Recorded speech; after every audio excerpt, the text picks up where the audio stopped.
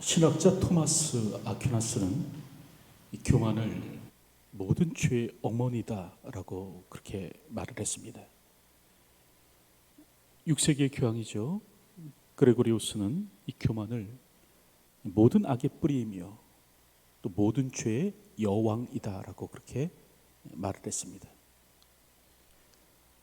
20세기 최고의 변증가로 여겨지는 C.S. 루이스는 이 교만을 모든 죄 중에 가장 큰 죄이며, 다른 죄악은 이 교만에 비하면 마치 벼룩에 물린 자국에 불과하다, 그런 말을 했습니다. 여러분, 이처럼 무서운 것이 바로 교만입니다. 오늘 우리는 교만을 잘난 척 정도의 가벼운 것으로 치부하지만, 사실 모든 죄의 뿌리에는 이 교만이라는 것이 있다는 겁니다. 오늘 우리로 하나님을 떠나 살도록 만든 것이 무엇인가? 교만입니다. 피조물임에도 불구하고 창조주를 대적하도록 만든 것이 무엇인가? 교만입니다. 여러분, 이는 천사들 역시도 마찬가지였는데요. 여러분, 사탄은 본래 천사였죠. 그럼에도 불구하고 그는 타락하게 되었는데 까닭이 무엇인가? 교만 때문이었습니다. 그 역시도 스스로가 하나님과 같이 되고자 했던 것입니다. 그래서 4세기의 수도사였던 카시아는 여러분 그런 얘기를 합니다. 교만은 천사도 대항할 수 없고 오직 하나님만이 물리칠 수 있는 죄이다. 여러분 그렇게까지도 얘기하는 거예요. 이처럼 사실 교만은 굉장히 무서운 죄인데 사람은 결국 이 교만 때문에 죽습니다. 최초의 인간이었던 아담과 하와가 망하게 된 것도 바로 이 교만 때문이었고요. 영혼을 살도록 창조된 저들이 결국 죽게 된 것도 바로 이 교만 때문이었죠. 그래서 성경은 말씀하시기를 교만은 패망의 선봉이요 라고 하는 겁니다. 그럼에도 많은 사람들이 사실은 나는 교만과 별로 상관없다라는 그런 생각으로 살아갑니다. 다시 말하면 나는 그렇게까지는 교만한 사람이 아니야, 그렇게 여기는 거죠. 그러다 보니까 이 교만에 대해서 별로 경계하지 않습니다. 자신이 교만함에도 불구하고 그것을 모른 채 살아간다는 것이죠. 특별히 사람들은 드러내놓고 교만할 정도로 어리석지는 않습니다. 다시 말하면 대놓고 교만한 사람들은 별로 없다라는 거예요. 이는 바리새인 역시도 마찬가지였는데, 여러분 누가복음 18장을 보면 바리새인이 그렇게 기도합니다. 하나님이여, 나는 다른 사람들 곧 토색, 불의, 가늠하는 자들과 같지 아니하고 이 세리와도 같지 아니함을 감사하나이다. 나는 일회에 2번씩 금식하고 또 소득의 11조를 드리나이다. 이처럼 지금 바리새인은 하나님 앞에 기도하고 있는 겁니다. 특별히 감사하며 기도하고 있죠. 그런데 그의 감사와 기도의 내용을 살펴보면 여러분 이 기도는 자신의 의를 주장하는 교만이더라라는 거죠. 여러분 이처럼 인간은 교묘히 교만할 줄 아는 존재입니다. 경건으로 자신의 교만을 감출 줄 아는 사람들이다라는 것이죠. 그러다 보니까 스스로조차도 자신이 교만한지를 알지 못하는 겁니다. 여러분 이처럼 교만은 사람이 쉽게 빠져나오지 못하는 함정입니다. 그리고 반복해서 빠지는 함정이죠. 한번 빠져봤기 때문에 다시는 안 빠질 것인가? 여러분 그렇지 않습니다. 한번 지렁이를 물어도 다시 또 지렁이를 무는 그 물고기처럼 여러분 인간 역시도 수많은 교만의 미끼를 물면서 살아가더라라는 거죠. 여러분 그럴 때 사탄은 이 교만을 가지고 온 우리를 넘어뜨립니다. 그래서 C.S. 루이스가 지은 그 스크루테이프 편지라는 그런 책이 있는데요. 이 내용이 뭐냐면 그 노회한 악마인 그 스크루테이프가 자신의 조카입니다. 이 젊은 조카인 악마 워무드에게 인간의 파멸, 인간을 어떻게 하면 파멸시킬 수 있는가, 그 노하우를 이 편지로 알려주는 것이 바로 이 스크루테이프의 편지라는 그런 소설입니다. 여러분, 그때 악마는 뭐라고 조언하는가? 늙은 악마는 뭐라고 조언하는가? 이렇게 조언해요. 인간으로 하여금 스스로 겸손해졌다라고 생각하도록 만들어야 한다. 세상에 내가 이렇게 겸손해지다니, 이와 같은 자부심과 만족함을 갖도록 만들어야 된다. 그렇게 되면 인간 안에서 교만이 고개를 쳐들게 될 것이다. 그러니 스스로를 겸손해진 것처럼 여기도록 만들어라. 여러분, 그렇게 조언하는 거예요. 이처럼 교만은 사람을 파멸시키는 사탄의 좋은 도구입니다. 심지어 인간은 이 겸손을 추구하는 그 순간에서조차도 교만케 되더라 라는 것이죠.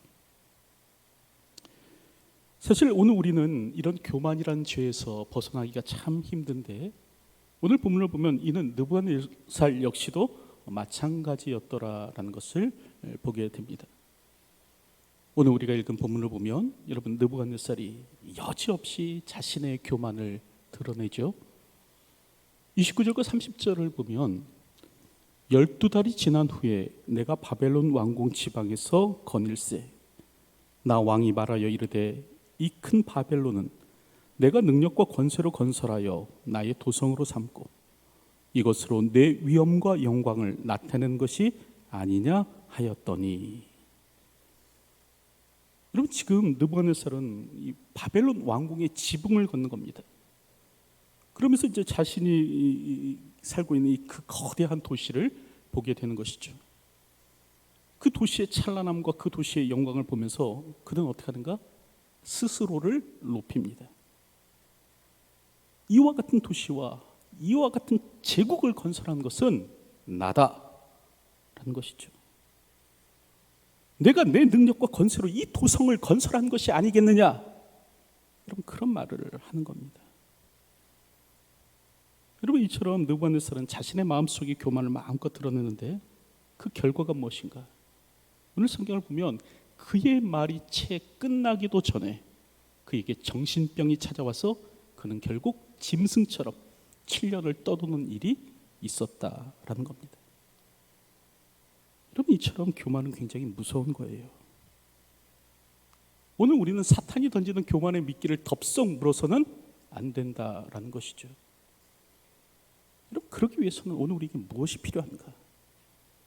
첫째로요, 내가라는 생각을 버려야 됩니다.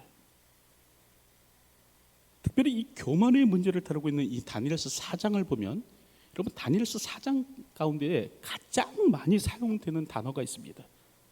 여러분, 그게 뭘까요? 바로 나라는 단어입니다. 나, 내가, 나의, 이런 단어가 가장 많이 등장합니다. 오늘 우리가 읽은 29절과 30절만 봐도 여러분 5번의 나가 등장해요. 12달이 지난 후에 내가, 첫 번째 등장하죠. 바벨론 왕궁 지붕에서 거닐세, 나 왕이 말하여 이르되. 두 번째 등장하죠. 이 큰 바벨론은 내가 능력과 권세로 건설하여. 세 번 등장하죠. 나의 도성으로 삼고. 네 번 말하죠. 이것으로 내 위엄의 영광을 나타내는 것이 아니냐 하였더니. 5번 말합니다. 여러분, 이처럼 짧은 문장 가운데서도 나라는 말을 수없이 반복하는 거예요. 여러분, 이처럼 인간은 어떤 존재인가? 내가라고 말하기를 즐거워하는 존재입니다. 다시 말하면 자신의 업적을 자랑하고 자신의 능력을 막 알리고 자신을 타인에게 막 이렇게 드러내기를 굉장히 좋아하는 존재라는 거죠. 그러다 보니까 내가라는 말을 아주 즐겨 사용합니다. 하지만 바울은 다르죠. 여러분, 고린도전서 15장 10절을 보면 여러분, 바울은 이렇게 고백합니다. 그러나 내가 나 된 것은 하나님의 은혜로 된 것이니 내게 주신 그 은혜가 헛되지 아니하여 내가 모든 사도보다 더 많이 수고하였으나 내가 한 것이 아니요 오직 나와 함께 하신 하나님의 은혜로다.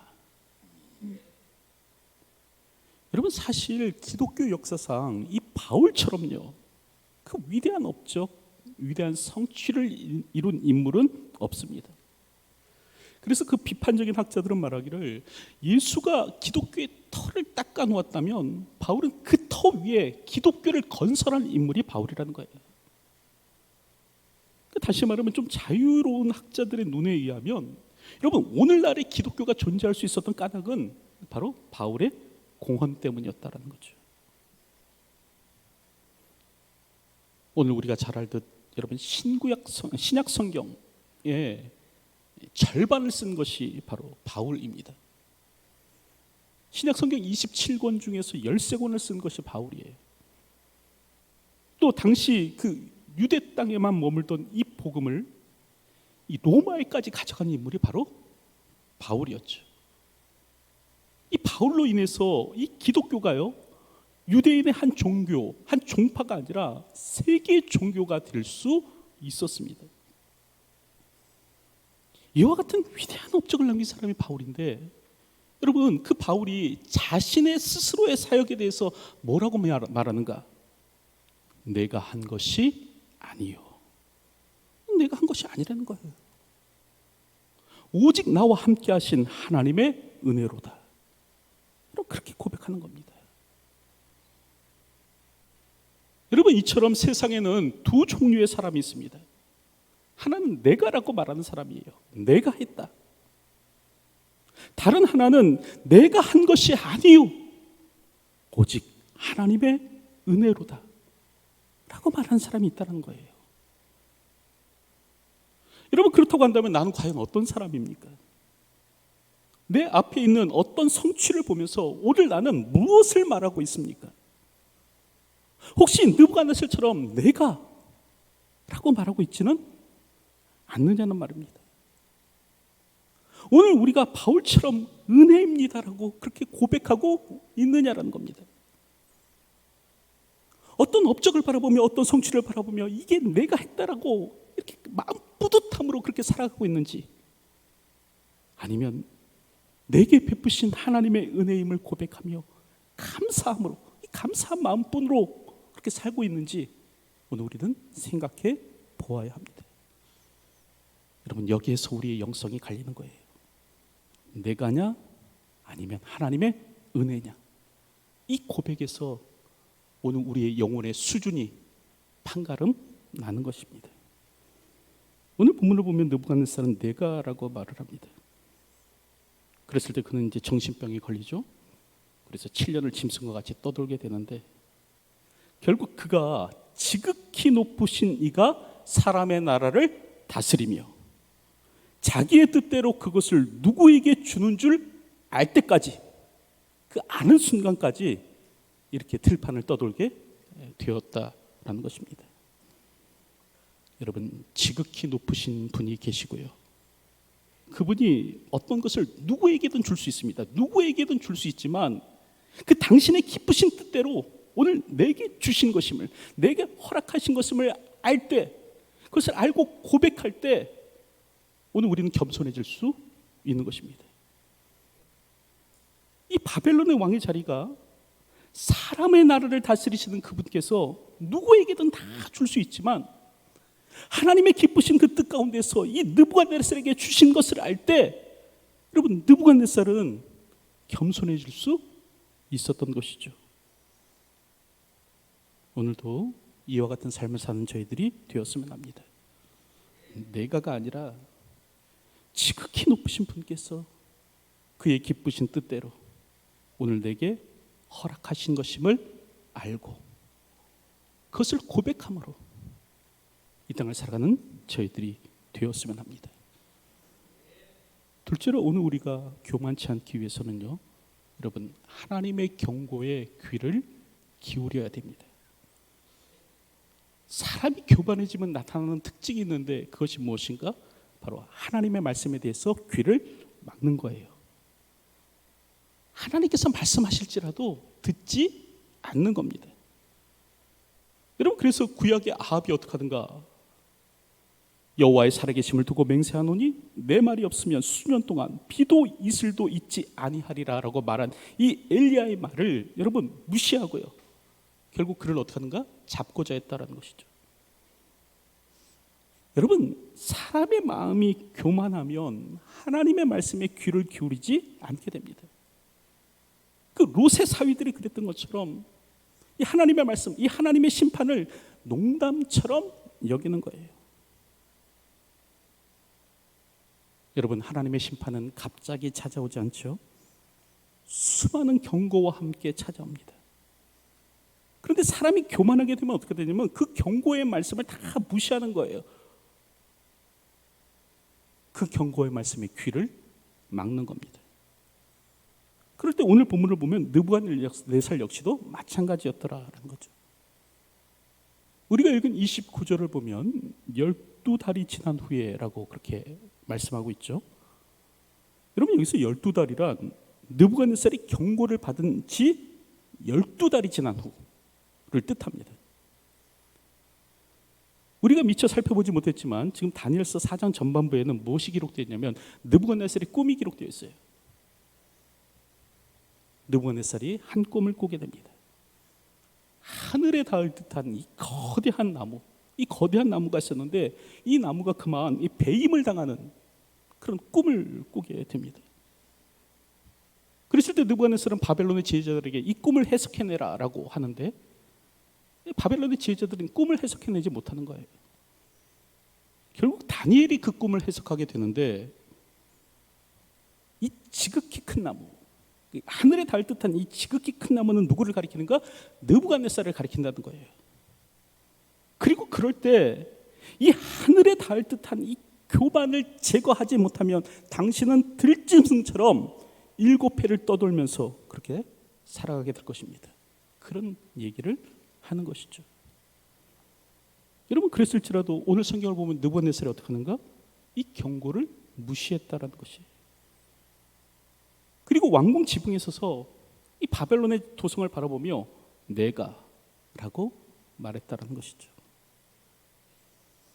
여러분, 이처럼 사람이 교만하게 될 때 나타나는 현상은 무엇인가? 하나님의 말씀에 귀를 막는 겁니다. 하나님이 말씀하셨을지라도 듣지 않는 거예요. 반면 겸손한 자는 하나님의 말씀에 귀를 기울입니다. 한국 개혁주의 정통 신학을 세운 기둥과 같은 아주 기라성과 같은 그 두 분의 교수님이 계십니다. 그래서 제가 학교 다닐 때 저희 학교 본관, 현관 중앙에 여러분 이 두 분의 거대한 사진이 붙어 있었어요. 그만큼 우리 학교, 우리 교단을 대표하는 인물이 바로 그 두 분이셨습니다. 그분 가운데 한 분이 바로 박윤선 박사님이신데요. 여러분, 이분은 위대한 성경신학자였어요. 그래서 칼빈도 하지 못했던 신구약 성경 전권 66권을 주석하신 분이십니다. 여러분, 이 말은 그가 학자로서 얼마나 치열하게 살았는지 그리고 또 성실하게 살았는지를 보여주는 것입니다. 이런 기라성과 같은 위대한 신학자가 계셨는데 여러분, 이분이요, 그럼에도 불구하고 어린 제자 목사님이 설교하게 되면 어떻게 했는가? 가장 앞자리에 앉아서 아멘 아멘 하며 그 말씀을 들으셨다는 거예요. 누구보다도 성경에 대해서 박식한 그분이었지만 그럼에도 불구하고 이 강단에서 선포되는 말씀이 하나님의 말씀으로 알아 그것을 하나님의 말씀으로 받아 아멘 아멘 하며 말씀을 들으셨다는 거예요. 여러분, 그리고 어쩌다가 이제 사회를 보고 강단에서 일찍 내려오시면 그 제자가 아무리 어리다고 할지라도 그 설교자의 신발을 바로 이렇게 잡아놓고 가시더라라는 겁니다. 여러분, 이처럼 사람의 위대함은 어디에서 나오는가? 그의 지식에서 나오는 것이 아닙니다. 여러분, 사람의 위대함은 어디서 나오는가? 하나님의 말씀에 귀 기울여 들을 수 있는 능력에서 나오는 겁니다. 여러분, 그래서 사무엘이 주여 말씀하옵소서 내가 듣겠나이다 라고 말을 한 것이었고, 그래서 사무엘이 듣는 것이 수양의 기름보다 나으니이다 라고 말을 한 겁니다. 여러분, 오늘 우리가 인간 사회에 대한 아무리 많은 지식을 가졌을지라도 그 지식이 하나님의 말씀을 듣는데 장애물이 된다면, 여러분, 여전히 나는 아직 성숙치 못한 사람인 것이죠. 오늘도 이것을 기억하며 하나님의 말씀에 귀를 기울인 겸손한 자로 이 땅을 살아가는 저희들이 되었으면 합니다. 실제로 오늘 우리가 교만치 않기 위해서는 내 위에 나보다 높으신, 지극히 높으신 그 분이 계심을 알아야 합니다. 여러분, 오늘 우리가 읽은 성경을 보면 다니엘이 느부갓네살을 향해서 이렇게 반복적으로 이렇게 말해주는 것이 있어요. 그게 뭐냐 하면 지극히 높으신 이 말을 자꾸 반복해서 말해줍니다.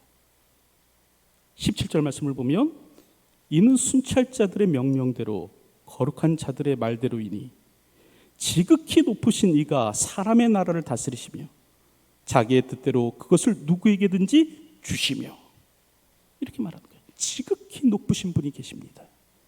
이런 얘기를 하는 거고요. 또 24절의 말씀을 보면 왕이여 그 해석은 이러하니이다. 곧 지극히 높으신 이가 명령하신 것이 내 주 왕에게 미칠 것이라. 그렇게 얘기합니다. 지극히 높으신 분이 계시다는 거예요. 또 25절을 보면 왕이 사람에게서 쫓겨나서 들짐승과 함께 살며 소처럼 풀을 먹으며 하늘 이슬에 젖을 것이요 이와 같이 7대를 지낼 것이라. 그때 지극히 높으신 이가 사람의 나라를 다스리시며 자기의 뜻대로 그것을 누구에게든지 주실 줄을 아시리이다. 여러분, 그런 말을 해요. 지극히 높으신 분이 계시다는 겁니다. 여러분, 이처럼 다니엘은 지금 느부갓네살을 향해서 무엇을 얘기하는가? 지극히 높으신 분이 계시다는 거예요. 왕은 그것을 아셔야 된다는 겁니다. 여러분, 그럼에도 불구하고 타락한 인간은 자신이 지극히 높은 자라고 생각을 하죠. 자신보다 더 높은 사람은 없다고 생각을 합니다. 그래서 다니엘서 3장을 보면 여러분, 느부갓네살이 뭐라고 얘기하냐면 능히 너희를 내 손에서 건져낼 신이 누구이겠느냐, 그런 얘기를 해요. 자기가 가장 높다는 거죠. 자기가 가장 강하다는 겁니다. 여러분, 그러나 인간은 하나님이 아닙니다. 오늘 우리는 하나님의 형상대로 지음받은 것이 틀림없으나 하나님이 아니에요. 오늘 우리는 신과 같은 존재가 아니라 오히려 피조물로서 하나님의 주권, 하나님의 통치에 복종하며 살아야만 하는 존재들이다라는 겁니다. 성경은 오늘 우리들에게 지극히 높으신 분이 계시다고 말씀합니다. 그리고 오늘 우리는 그분의 주권에 복종하며 살아야 된다고 말씀하여 주시는 것이에요. 오늘도 이 땅을 살아갈 때 오늘 우리 위에 지극히 높으신 분이 계심을 기억하며 이 땅을 살아갈 수 있는 저희들이 되었으면 합니다. 여러분, 정통파 유대인들은요 항상 그 머리에 키파라는 것을 쓰고 삽니다. 여러분, 키파는 그 유대인들이 쓰고 다니는 작은 헝겊으로 된 모자를 의미하죠. 이 사람들은 거리를 다닐 때나 또 기도할 때 항상 키파를 쓰고 있습니다. 까닭이 무엇인가? 왜 자꾸 모자를 쓰고 있는가? 까닭은요, 그 모자를 씀으로 인해서 내 위에 나보다 높으신 이가 있음을 항상 인식하기 위해서, 여러분, 그 모자를 쓰고 있다는 거예요. 오늘 우리 역시도 마찬가지여야 되죠. 오늘 내 위에 지극히 높으신 이가 계심을 항상 인식함으로 살아갈 수 있어야 되는 것입니다. 그분께서 세상을 다스리십니다. 그분께서 세상을 주장하여 가십니다. 그분이 주권자이고 그분이 주인이시고 그분이 통치자이십니다. 오늘 우리가 이것을 알고 이것을 고백할 수 있을 때 겸손함으로 살아갈 수 있는 것이죠. 이제 말씀을 맺으러 가는데 여러분, 교만은 굉장히 무서운 죄입니다. 모든 죄의 뿌리에 교만이 있어요. 단순한 잘난 척 정도로 우리가 이렇게 생각해서는 안 됩니다. 이 교만이 오늘 우리의 마음 가운데 자리 잡지 못하도록 해야 합니다. 사람이 교만하면 결국 죽는 거예요. 여러분, 그럴 때 오늘 우리가 해야 될 일은 무엇인가? 첫째로는요, 내가라는 생각 버려야 됩니다. 내가가 아니라 하나님의 은혜로 고백할 수 있어야 되죠. 둘째로 하나님의 말씀에 귀를 기울여야 됩니다. 여러분, 교만한 자는 말씀에 귀를 막고 삽니다. 하지만 겸손한 자는 하나님의 말씀에 귀를 기울이는 것이죠. 셋째로 지극히 높으신 이가 계심을 알아야 됩니다. 내가 최고가 아니에요. 제일 꼭대기에 있는 것이 내가 아니에요. 오늘 내 위에 하나님이 계십니다. 이것을 기억함으로 오늘 우리가 주어진 삶을 살 수 있어야 된다는 것이죠. 오늘도 주어진 삶을 살아갈 때 이와 같은 사실을 기억하며 겸손함으로 이 땅을 살아가는 저와 여러분들이 되시기를 주님의 이름으로 축원드립니다.